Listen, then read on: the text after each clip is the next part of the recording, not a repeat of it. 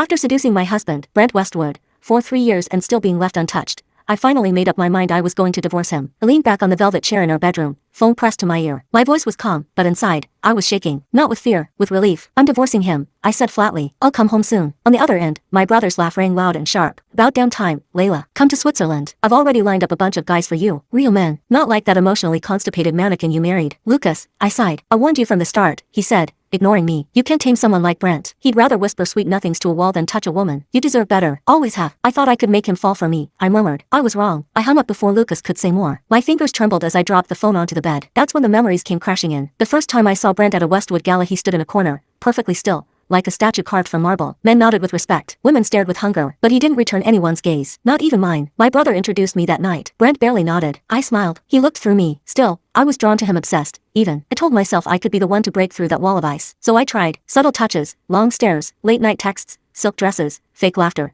honest affection. All of it, I gave to Brent. And I waited. 3 years later, he came to me. No ring, no speech. Just walked up one afternoon and said, "Let's get married." I agreed without hesitation. I was foolish enough to think that meant he had finally fallen for me. But after the wedding, Brent never came to our bedroom. Not once. 4 months. I tried everything to pull him in silk lingerie in his favorite color, slipping into his study at night just to bring him coffee in nothing but a robe. I memorized his schedule, cooked him breakfast every morning, massaged his shoulders after long meetings, hoping he'd just look at me the way a husband should. I'd light candles in our room, put on soft music, pretend to fall asleep in suggestive positions hoping he'd reach for me. I even booked a weekend trip to the Maldives, thinking maybe a change of scenery would stir something in him. But he barely touched me. He didn't even notice when I cried in the shower, or how I stopped wearing perfume because he never cared to smell it. Each time he walked past me like I wasn't there, something inside me wilted a little more. Then one night, I broke his only rule. There was a door in the west wing, always locked, always off limits. Never go in there, he said. But I did. The room was dim, cold. The faint scent of perfume clung to the air. Not mine. That's when I saw him. Brent, sitting in a velvet armchair, shirt half unbuttoned, trousers unzipped. One hand moving between his pants. The other held a photograph. Celeste, his stepsister. His eyes were glassy, fixated. His lips parted in a shaky breath. Celeste, he moaned softly, voice raw and needful. I didn't scream. I didn't cry. I just stared. It wasn't that Brent lacked desire. He just didn't desire me. I left quietly and slept in the guest room that night. No tears, just silence. At dawn, I rose, showered, dressed, and walked out of the house. I just left to get fresh air and to prepare all the things I needed to leave him. While I was having coffee, staring at the calm sea, he called. I didn't answer. A few minutes later,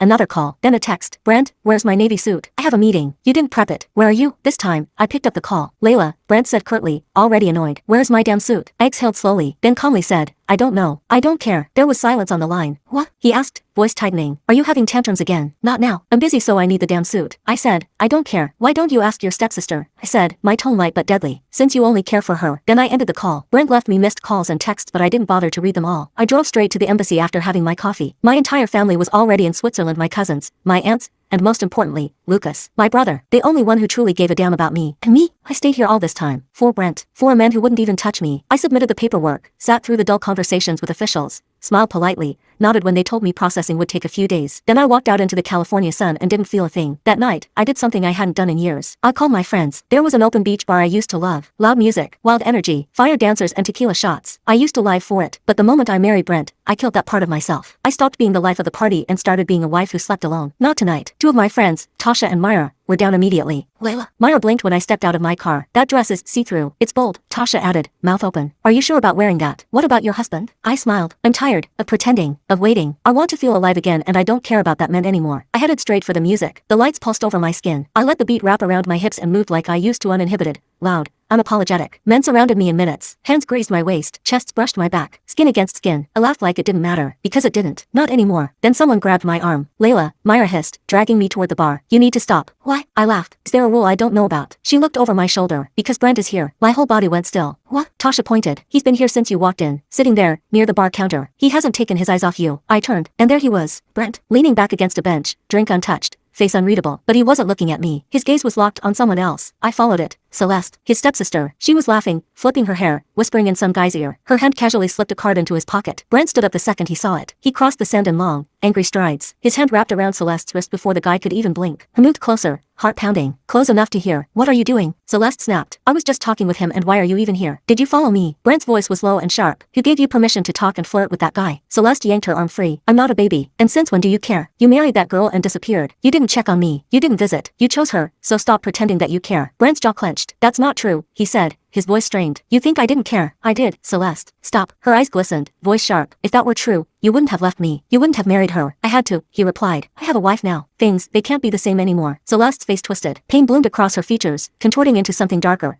unrecognizable. So I was right. It was all because of her. She's the reason you stopped looking at me. She ruined everything. Brent took a step back. Celeste. No, she spat. Her gaze snapped toward me. She didn't exist. You'd still be mine. My breath caught. Something in her eyes shifted. Snap. A flicker of madness. She needs to die. Then it happened. In one smooth, terrifying motion, Celeste lunged. I barely saw her reach for a kitchen knife from the bar counter, tucked next to a basket of sliced limes and lemons. Steel flashed. Before I could react, before I could scream, she was on me. The blade sank into my side. White-hot pain exploded through my body, sharp and consuming. Gasps echoed around us. Glass shattered. I stumbled backward, clutching the wound, blood already soaking through my dress. Then everything went dark. I woke up to the sterile scent of antiseptic and the hum of machines. The ceiling above me was too white, too bright. My body ached, my side throbbed, and every breath stung. Layla. Myra's voice cracked as she leaned over me, her eyes wide and teary. My God, you're awake, thank God. We thought we lost you. Tasha stood behind her, clutching a cup of hospital coffee. She looked pale. You lost a lot of blood. The knife cut deep, but no major organs were hit. The doctors stitched you up in time. My head was heavy, but my mind was clear. I blinked slowly. Where's Brent? Their silence was loud. Myra looked down. Tasha shifted uncomfortably. Where is he? I repeated,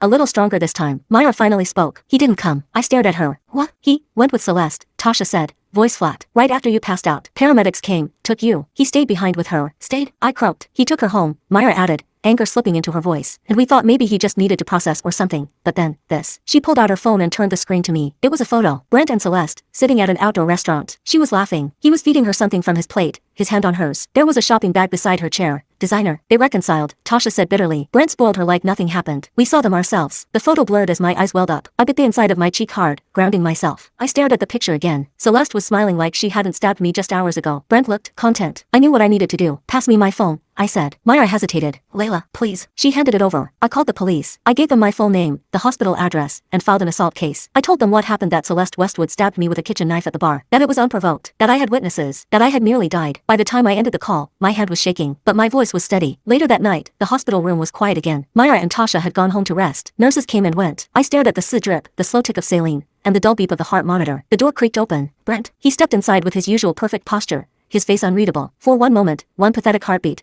I hoped he'd say he was sorry, that he'd ask if I was okay, that something had changed. He didn't. Instead, his jaw was tight, his voice low and controlled. You filed a case against Celeste. I blinked at him. She stabbed me. She didn't mean it, he said sharply. She was drunk. She wasn't in the right mind. You know how she is, she has a temper. She stabbed me, Brent. He looked at me like I was the problem. You're alive. You weren't critically hurt. It could have been worse. I laughed, a bitter, hoarse sound. That's your response? I could have died. She didn't want to kill you, he snapped. She was upset. My body stiffened. I am your wife. He exhaled slowly. Even if you file a case, it won't go anywhere. You know who our family is. I already grounded her. Took her cards. She won't be going out for a while. A credit card is not a punishment for attempted murder. I spat. Brent ran a hand through his hair. Layla, don't make this harder than it is. You need to rest. Heal. I tried to speak again, but he cut me off. I'm going abroad, he said, glancing at his watch. I'll be gone for a few days. When I get back, I'll bring you something. A gift. You'll feel better. Then he turned and walked out, just like that. He never asked how I felt. Never said sorry. Never cared. I lay in that cold hospital bed, tears slipping silently down my cheeks. There was no warmth left, no hope, only the sharp, painful clarity that Brent Westwood never loved me and never would. I spent the next few days in the hospital, hooked up to wires and machines that beeped at regular intervals. I stared at the ceiling for hours, blank, numb. But when I couldn't take the silence anymore, I reached for my phone. Notifications blinked to life. Celeste had posted. Her Instagram was flooded photos of luxury shopping bags, reels of her sipping champagne on a private jet. The caption, flying out for something special, 景号, Royal Auction 景号, Princess Diana. I blinked, stunned. The next video showed her standing in front of a glass case, dramatically clutching her chest as an auctioneer described a brooch once worn by Princess Diana. Behind her, Brent. I watched the clip again. Brent, with Celeste, at a royal auction, smiling, whispering something that made her laugh like they were the only people in the world. Meanwhile, I was lying in a hospital bed with stitches down my side and a pulse monitor beeping beside me like a ticking reminder of everything I had lost. Another post. This time, a photo of the two of them holding hands, not romantically, but intimate nonetheless. The caption burned. My brother is the kindest man alive. Some people could never understand our bond. You protect me, always. 景号 grateful, 景号 family first. My jaw tightened. I had chosen Brent over everything, my freedom, my friends, even myself. I had stayed loyal, patient, hopeful, and now, he was giving all of himself to Celeste, while I rotted in silence. Still, I didn't cry. I wouldn't give them that. I only needed my visa. Once it came through, I'd be gone, out of this marriage, out of their twisted lives. A few days later, I was discharged. To my surprise, Brent picked me up. Celeste was already in the passenger seat, sunglasses on, voice loud and chipper. Oh my God, Layla, you should have seen it. The auction was to die for. There were so many exclusive pieces, but that brooch, perfection. Brent almost got into a bidding war just for me. My stomach twisted. Brent handed me a small plastic bag as I slid into the passenger seat. Inside was a keychain, cheap, souvenir type, one of those airport ones with Zurich written across a tin plate. I thought you liked collecting these, he said without looking at me. I stared at it. He had just bought Celeste an antique brooch worth tens of thousands. And I got a keychain. I didn't respond. I didn't even fake a smile. The rest of the ride was quiet except for Celeste,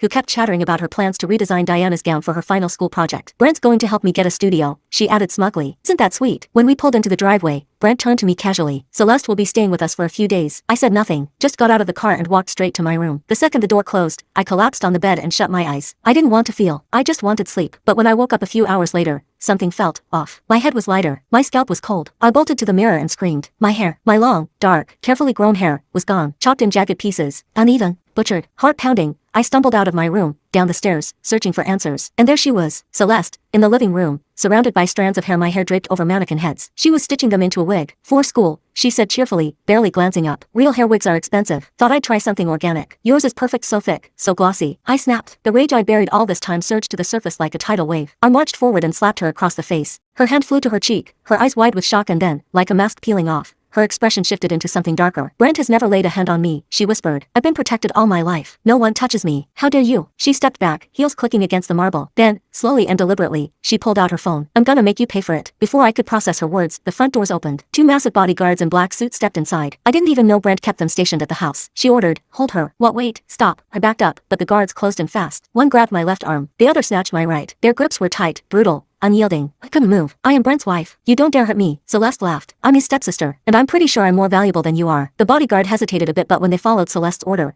I knew that even the bodyguards knew that Celeste was more important than me. Celeste stood in front of me now, arms crossed, her lip curled in disgust. You thought one slap would settle things, she said, tilting her head. You humiliated me. Her hand shot out. Slap. The impact exploded across my cheek, sending a jolt of heat and pain through my skull. My head snapped to the side. Slap. The other cheek this time. My jaw cracked. My ears rang. She hit again, and again. Her palm kept flying, switching sides, the sound of flesh meeting flesh echoing like gunshots. I lost count quickly. My skin burned. Then it broke. Blood trickled down my chin, and tears sprang to my eyes, not from emotion, but from sheer, sharp pain. Still think you're better than me, she hissed between strikes. Still think you can walk around like this is your house. You're nothing, Layla. You were always nothing. My knees gave out, but the guards held me upright, forcing me to take it all. My vision blurred, dark around the edges. Her face became a smear of rage, her voice a buzzing hum behind the sound of my own heartbeat pounding in my ears. By the time she stepped back, I was breathless and broken. My face throbbed like fire. My lips were split, swelling already. She turned to the guards and casually asked, how many? 100, Miss Westwood, one of them said without hesitation. She smirked. Good. That's what happens when you lay a finger on me. No one touches me. I was still wheezing, chest rising and falling as I fought for air, when the door behind us opened again. Brent. He stepped in and paused, took in the scene, me bloodied, restrained, Celeste calm, unbothered. His face didn't change. What's going on? He asked. I could barely get the words out. She cut my hair, I managed, voice hoarse. Then she ordered them to hold me, and she slapped me 100 times. Ask them. Celeste didn't flinch. She hit me first, she said with a shrug. Besides, it's just hair. I stared at him, desperate for anything, a sliver of concern, an ounce of protection, something. She beat me. Brent, you're really going to act like that's nothing? He walked over, knelt slightly, and gently wiped a smear of blood off my chin with his sleeve like I was a child with jelly on my face. I'll bring you to the hospital, he said softly. Don't worry about it. I pulled away. No, don't bother, Layla. I said no. My voice didn't crack this time. I'll go alone. You don't care, so don't bother. I turned, stumbling as I pulled free from the guards. No one moved. No one tried to stop me. My face burned, my body ached, and the taste of blood still coated my tongue. I was halfway to the door when I heard his footsteps behind me. For a second, I thought maybe he'll follow me. Maybe he changed his mind. Then Celeste's voice cut through the hallway like a blade. Brent, she whined, cradling her hand. My palm hurts. I think I bruised it. I slapped her too hard. I paused. My breath caught. Brent didn't even hesitate. I glanced over my shoulder in time to see him walking toward her. He took her hand gently, lifted it to his lips, and kissed the center of her palm. And I was again forgotten, so I just walked outside. I flagged a taxi with a shaky hand, the taste of blood still in my mouth. When I got in, the driver asked, hospital? I shook my head. No, I croaked. Take me here instead. I gave him Myra's address. Myra opened the door less than 10 minutes later. She gasped. Layla, what the hell? What happened to your face? I didn't explain. I didn't have the strength. I dropped my bag inside the entryway and whispered, can I stay? Just until my visa arrives. She didn't say a word, just pulled me into a tight hug and let me cry against her shoulder. The next few days blurred. Ice packs pressed to my cheeks. Warm soup. Quiet rooms. The hum of the news playing softly in the background while I stared at the wall. I didn't check my phone. I didn't want to see more pictures of Brent and Celeste acting like everything was perfect. Like I hadn't bled on their polished floors. Then one day, a message buzzed in. Brent, why aren't you at the hospital? I told you to go. Where are you? I stared at the text. The audacity. Like I was just a name on his to-do list. No anger. No apology. Just a reminder. I didn't reply. I blocked his number instead. That same afternoon, I zipped up my bag, checked my passport. Then I headed to the airport. When the plane took off, I didn't look back. I was done breaking for people who only knew how to shatter me. And this time I wouldn't be the one left behind.